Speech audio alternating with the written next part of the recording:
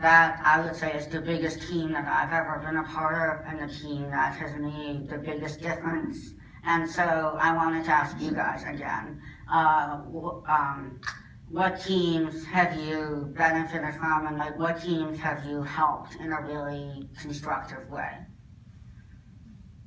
Anyone? I have a son with intellectual disabilities, and so the teams that I work with are family and also his therapists and people from the school system and people who do job training and Hamilton County Disabilities Division of Disability Services. So it's a pretty good team.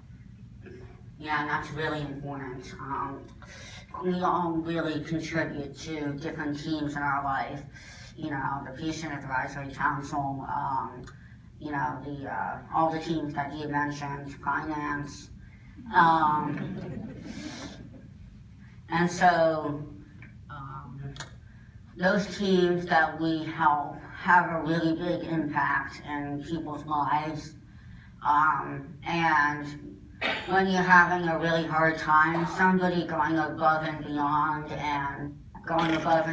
in those teams can really make the biggest difference in a person's life. You know, even the smallest gesture can brighten someone's day.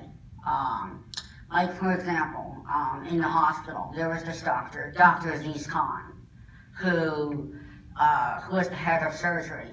And he took the time to do all these different minor procedures that I had to do with my hands and different other things. And he took the time to really socialize with me during those appointments. And, you know, we talked about the latest Teslas or iPhones and all this different cool science and technology stuff. And, you know, he was the head of surgery. He didn't have to be doing these tiny little appointments. And he didn't have to, you know, stay with me for as long as he did. But the fact that he did really brightened my day and made a pretty dark time in my life a lot easier for me to get through. And that had a massive impact on me. And another example is at college, I have a friend, Connor, who kind of took me under his wing freshman year, and at parties like told me, oh, this is good to drink, this is not, because you're not college. And the biggest thing that he did was at parties he would get me a chair for me to sit on, because it's hard for me to stand for long periods of time. And so the fact that he thought about that really made me feel very welcome and included, and it meant that I could really stay at these parties and, you know, interact like a normal person, which really meant a lot to me. So people who go above and beyond, and people who have unique and different viewpoints really strengthen teams and make them a really powerful force in people's lives. I'm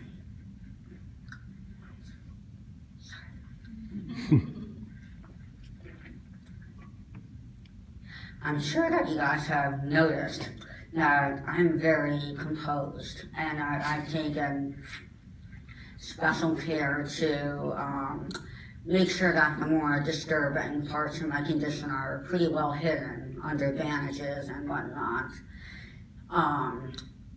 That's because every time I step out the door of my house or my dorm, I always put on what I like to call the mask. I take the time to hide the parts of my disability that society and other people don't really like to think about or talk about or see. People with disabilities are often supposed to be heard, not seen. They want to hear the positive, cheery, inspirational stories and not the gross, depressing, ugly parts. And so because of that, I put on a big smile and I act cheery and positive, like I don't have a care in the world, when I often really just want to curl up in my bed and not think about how much pain I'm in, like right now. And I want you guys to realize that it's not just people with disabilities who put on this mask. I think that everybody puts it on at some point or another. Everybody has something that's very hard for them to deal with. Something that wouldn't necessarily be comfortable to talk to your coworkers or your friends about. It could be something like mental health or a death in the family or something like that.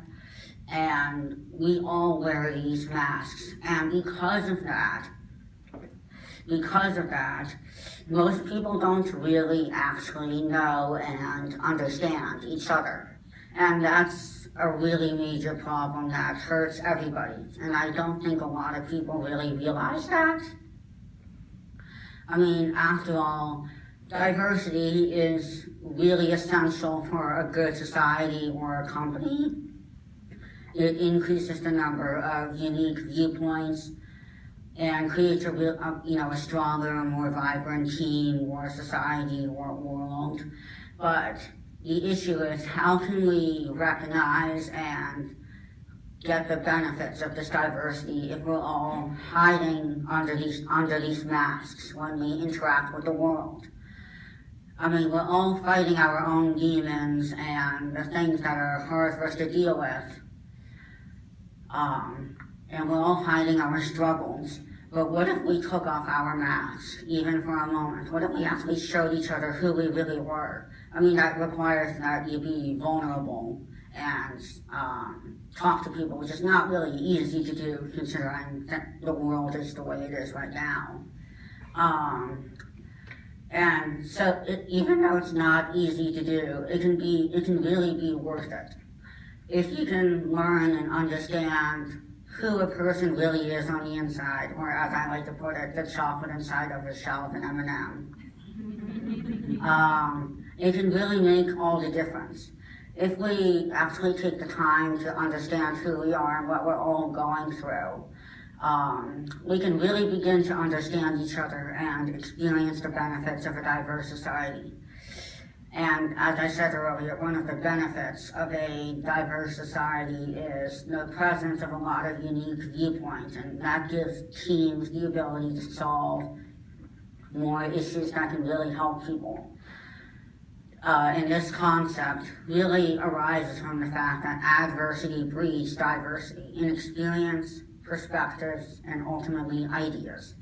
For example, I adapt to interacting with the world without being able to use my fingers despite over 100 surgeries.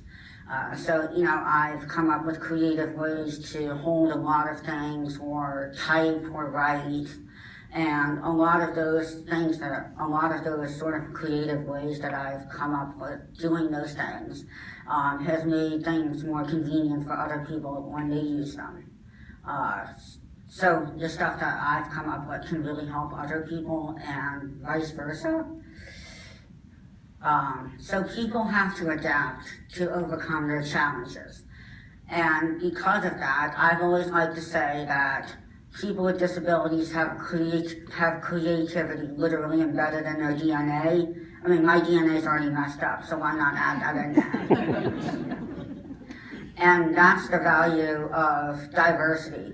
When people with disabilities face a world that's very much not designed for them, they're forced to adapt from the moment they're born. And that's true for a lot of people from all different backgrounds. And when everybody is able to contribute equally, a really wonderful and amazing thing happens. The world becomes a much better, more vibrant, more interesting place to be. And you guys can help with that. It's really important for you guys to be able to step into your customers' shoes and see the world from their perspective.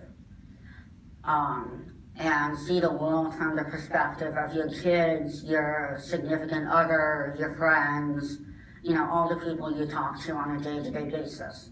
If you can see the world from their perspective, that can go a long way towards making a better world. And I've said a lot about how I overcome challenges, and I really have to emphasize again just how much teamwork matters. And I really hope that hearing my story helps you overcome your challenges and helps you help other people deal with their challenges.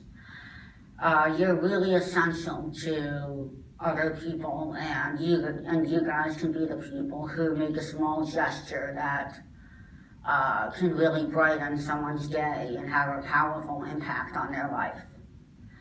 And that means working well as a team with coworkers and everyone else you know in your life. And that means that you have to take the time to truly understand who they are and how to support them best. And so together, by turning adversity into opportunity, you guys can overcome anything and make a difference. Thank you.